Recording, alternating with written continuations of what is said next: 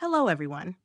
Some philosophers have made their mark in history, either by the influence of their thought on their own era and subsequent generations, or by the originality, uniqueness, and innovation of their works that have withstood the test of time. Jean-Jacques Rousseau embodies both of these criteria. His thought had a considerable reach during his lifetime and continued to influence after his death. Rousseau stands out for his originality to the point that he is sometimes difficult to clearly associate with the Enlightenment movement, although he historically belongs to it. An 18th century author, Rousseau advocated for a political system based on popular will and the general interest, which was a progressive vision at the time. However, he is often perceived as a conservative, partly because he criticized modernity and the ideology of progress championed by his Enlightenment contemporaries. Unlike Voltaire, who praised modernity, liberality, knowledge, civilization, and economic prosperity, Rousseau had a profound divergence with him. This ideological and personal opposition was so intense that legendary accounts even suggest that Voltaire attempted to have him assassinated. While the precise details of their feud remain unclear, the antagonism between Voltaire and Rousseau illustrates well the contrast between Voltairean Enlightenment progressivism and Rousseau's more critical stance. Rousseau was deeply attached to ancestral values, tradition, and an ideal he believed was destroyed by modernity. He idealized the ancient era, with its warriors and ethical standards of courage and virtue, the foundations of education in antiquity. Rousseau lamented that modernity seemed to neglect these values, preferring to promote selfishness, hypocrisy, and a culture of appearance, image, and inauthenticity. These ideas make Rousseau a unique thinker, an Enlightenment philosopher who criticized the Enlightenment itself, distinct from contemporaries like Montesquieu, Diderot, or Voltaire. Rousseau developed a deeply personal and, one might say, anti-systemic thought. To illustrate his nonconformist character, he declares in the preface of his Discourse on the Sciences and Arts that he cares little about pleasing the intellectuals or elites of his time. This quote reflects his nonconformity and fear of being assimilated into the dominant ideas of his era. For Rousseau, intellectual conformism was an abomination. His desire to stand apart from the prevailing thought made him controversial, but provided a valuable perspective on a progressivism respectful of the past, not rejecting the ancient legacy but drawing inspiration from it to build the future. It is essential to note that the ideal of ancient virtues, beauty, and purity is central to Rousseau's personality and work. These ideals illuminate his repulsion for corruption, lying, and falsehood. Rousseau is recognized as one of the principal theorists of the social contract, a fundamental concept in political philosophy. The social contract is the idea that human beings have formed societies by exchanging a portion of their individual freedom for collective security. By agreeing to give up part of their freedom to the state, citizens gain its protection in return. This concept is based on the notion of a state of nature, a primitive human condition without political structure or authority, devoid of the state. Thinkers like Hobbes, mentioned in the analysis of Machiavelli, view humans as inherently bad and selfish, a vision known as anthropological pessimism. This theory posits that human nature is fundamentally corrupt, incapable of virtue or benevolence. Thus, the creation of the state becomes imperative to prevent violence and mutual destruction, reflecting the proverb, "Man is a wolf to man." Without a regulating state, individuals engage in constant struggle to take others' belongings. If men had persisted in their violent behavior, they would have eventually destroyed each other. The fear of a violent death, the fear of being killed, led men to establish a pact, to conclude a contract, committing to abandon mutual violence and stop killing each other for others' possessions. They then entrusted their freedom to a sovereign authority, which wields power in exchange for guaranteeing their safety through laws, public force, and justice, thus allowing for peaceful coexistence and mutual assistance within society. The essence of the social contract is based on the idea that humans are stronger collectively than alone. Union and collaboration increase their ability to influence and control their environment, benefiting both individually and collectively. Rousseau also developed his own theory of the social contract, explored in his work of the same name. Unlike Hobbes, who saw human nature as fundamentally bad and selfish, justifying an authoritarian and uncompromising state, Rousseau envisioned a fundamentally good and naturally compassionate human nature. In contrast to Hobbes, who viewed the state of nature as a place of conflict, justifying an all-powerful state, Rousseau saw it as a lost paradise of goodness and original innocence. According to Rousseau, man is inherently good, not because he was educated in moral values or learned virtue, but because virtue is his original natural state. This natural man has not yet been corrupted by civilization or perverted by social individualism. Before delving deeper, it should be noted that our analysis will focus on a lesser-known work of Rousseau, Discourse on the Sciences and the Arts, a short treatise available in audio format on YouTube. Rousseau wrote this text at the age of 38 in 1750 for a competition by the Academy of Dijon. He argued that the development of sciences and arts coincided with, or even led to, a degradation of morals and moral values, a decline in the virtues he deemed essential. Rousseau associated this loss of virtue and morality with the rise of knowledge and the increased comfort it brings.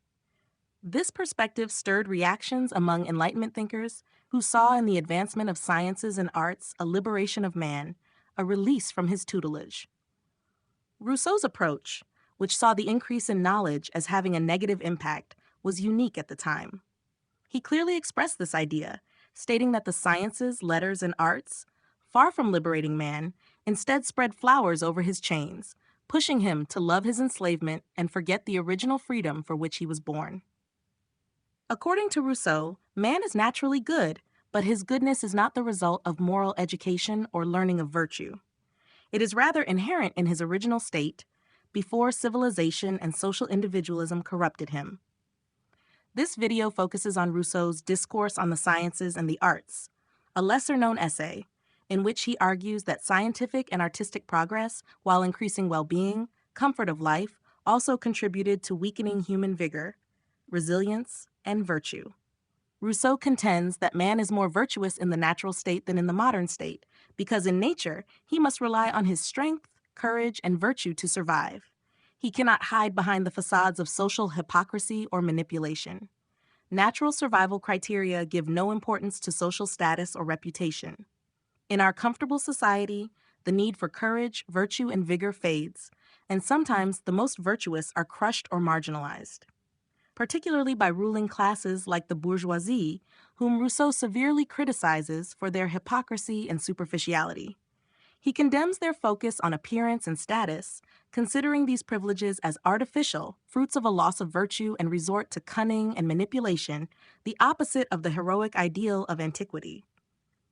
For Rousseau, the state of nature is where man is truly good, not by divine election, but by the necessity to survive against natural challenges and hostilities.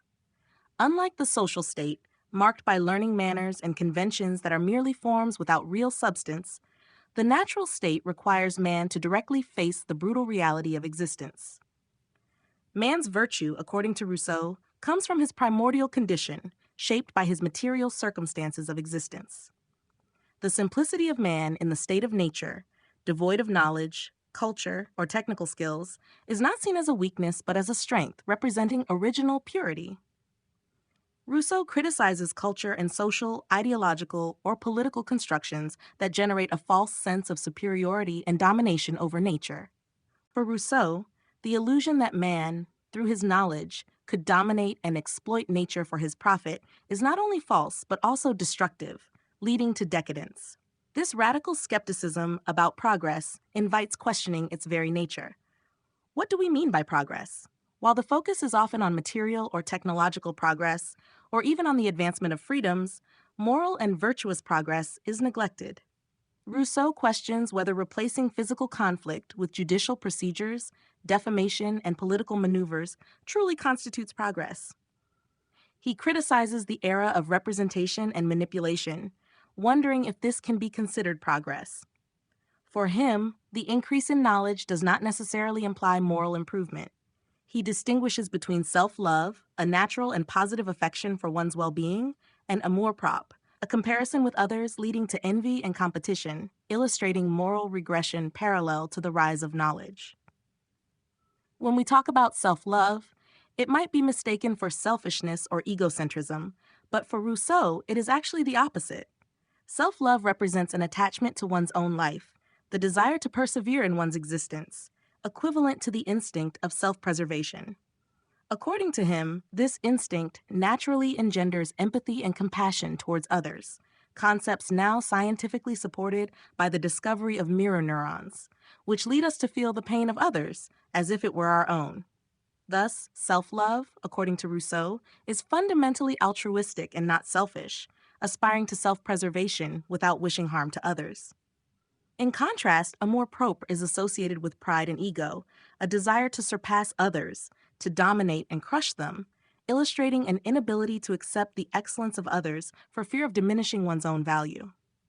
This sense of amour propre is not natural but cultural, born from societal life, civilization, and constant comparison, replacing strength and vigor with cunning and strategy. Thus, Rousseau presents two diametrically opposed anthropological visions: a pessimistic view, where man is naturally selfish and bad, and an optimistic view, where man, in his natural state, is good and virtuous. For Rousseau, man is not naturally good in the sense that he is generous or helpful, but rather in the sense that he is innocent, meaning he does not seek to harm. This innocence, tied to the instinct of preservation, naturally leads to empathy and compassion for others. Rousseau distinguishes this condition from amour propre, which is characterized by pride and the ambition to dominate. In his natural state, man avoids unnecessary conflicts and does not seek to take advantage of others. He focuses on his own survival without interest in harming or dominating others, which for Rousseau constitutes natural goodness. He sees no utility in constructing an image or maintaining a reputation that would be of no help in nature. Rousseau is critical of social conventions, often viewing them as facades of hypocrisy. Take politeness, for example, taught from childhood to facilitate social integration. However, Rousseau sees it as a cultural varnish of hypocrisy, a mere act. The etymology of politeness, related to the notion of societal life, reveals its function, a necessary tool for peaceful coexistence, but one that can mask instincts incompatible with community life. Politeness acts as a cushion, allowing for non-conflictual interactions. However, Rousseau considers it superficial, a smokescreen hiding true intentions and individual desires. For Rousseau, politeness lacks real value because it lacks genuine benevolence, the sentiment supposed to be at its origin. In the social state, unlike the natural state, benevolence is not spontaneous, but rather a facade, opportunism that does not reflect our true feelings towards others. He emphasizes this idea by quoting his Discourse on the Sciences and the Arts, where he dreams of a society where external appearances match the inner dispositions of the heart, where decency would be synonymous with virtue, and where genuine philosophy would define philosophers. However, he observes that virtue does not display itself grandly, meaning that true virtue does not need to show or prove itself. It should not be theatricalized. When virtue is staged, it becomes a social comedy, a pretense. Rousseau fights against this social hypocrisy, where the appearance of benevolence replaces its essence, where the facade of goodness masks the absence of real benevolence. This critical perspective underlines that the increase in knowledge does not guarantee moral or human improvement. The expansion of knowledge does not automatically lead to an elevation of human virtue. Rousseau illustrates this point by responding to those who criticize him for entrusting his children to public care, arguing that his detractors are more concerned with appearances and social judgments than with the true well-being of the children. On the matter of representation, Rousseau appears visionary, especially in the age of social media, where social aspects diminish in favor of personal projection. These platforms become spaces to broadcast an idealized self-image, matching the impression one wishes to leave on others. However, this phenomenon is not limited to social media. Daily interactions, whether among colleagues, neighbors, or friends, often reveal a competition to appear superior to others. In discussing the term civilization, Rousseau prompts us to reassess its meaning, often contrasted with the notion of wild life. It is important to note that the term wild has been distorted and associated with negative connotations, evoking bestial or inhuman behaviors. Etymologically, wild simply describes what has grown in nature, without human intervention, like wild plants or fruits. Montaigne, in his essays, uses the word wild to describe Native Americans, likening them to natural fruits, evolving far from the influence of society, to illustrate their natural state uncorrupted by civilization. Beings labeled as wild have not been altered or degraded by human intervention. A wild plant, for example, is one that has grown without support, following its natural development without being redirected by artificial interventions. Similarly, human education aims to cultivate the individual according to codes, conventions, and social customs, like politeness, which facilitate coexistence but can also divert humans from their original essence, altering their authenticity and natural virtues. This social education breeds jealousy, comparison, competition, conflict, and rivalry, transforming the struggle of all against all into a war in a more polite and socially accepted form. Rousseau, in his Discourse on the Sciences and the Arts, describes a world where sincerity, trust, and true friendship give way to suspicion, restraint, hatred, and betrayal, all concealed under the veil of politeness and civility. In this society, actions are no longer guided by values, but by appearance and artifice, where one's own merit is minimized in favor of devaluing others, and where individualism takes precedence over altruism.